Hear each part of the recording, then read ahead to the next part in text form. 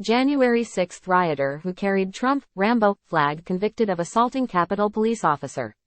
Washington, a Pennsylvania man who marched to the Capitol on January 6 with a giant flag portraying former President Donald Trump as Rambo, and then led the violent breach of the police line was convicted on several felony charges Friday. Ryan Samsel, one of the first instigators of the Capitol riot, was convicted of assaulting Capitol police officer Caroline Edwards as well as felony counts of civil disorder and obstruction of an official proceeding. He remains in custody. U.S. District Judge Jia M. Cobb, who oversaw the bench trial of Samsel and co-defendants James Tate Grant, Paul Russell Johnson, Stephen Chase Randolph and Jason Benjamin Blythe last year, convicted all the defendants of at least 2 felonies each. She also found them not guilty on 3 misdemeanor offenses, reasoning that prosecutors had not proven that the 5 men were aware at the time that a Secret Service protectee, in this case, then Vice President Mike Pence, was in the Capitol building. Video from January 6 showed Samsel speaking with Proud Boys leader Joe Biggs, who is serving a 17-year prison sentence after his seditious conspiracy conviction in March, at Peace Circle near the Capitol. Moments later, Samsel proceeded to the police line, took off his jean jacket, flipped his "Make America Great Again" hat backwards, and began ripping down the bike racks that were used to form a line of defense.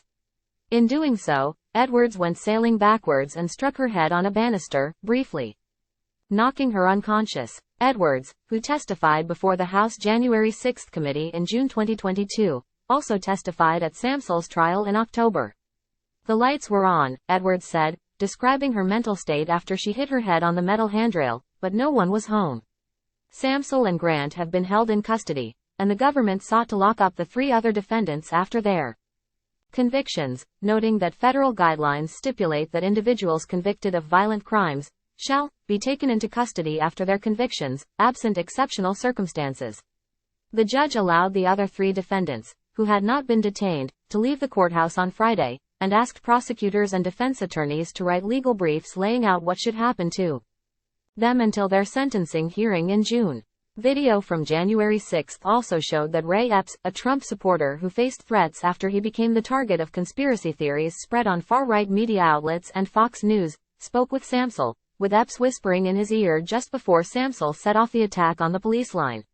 Both Epps and Samsel, in separate interviews with the FBI, indicated that Epps told Samsel to calm down, and that the police at the Capitol had been doing their job that day, but Samsel has since backtracked as he's characterized himself as a political prisoner in interviews with a far-right media outlet.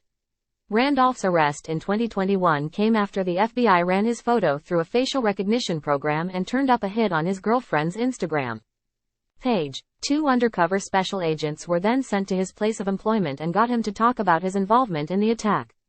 It was one of the few times that the FBI has acknowledged using facial recognition software. Publicly available facial recognition websites are a tool frequently used by online sedition hunters, who have aided the FBI in hundreds of cases against Capitol rioters. More than 1,250 people have been charged in connection with the January 6 attack on the Capitol, and the Justice Department has secured about 900 convictions on charges ranging from unlawful picketing to seditious conspiracy. More arrests were made this week, including a New Jersey man who was wearing a Philadelphia Eagles beanie on January 6 and, authorities say, used a bullhorn to help organize a breach on the east side of the Capitol.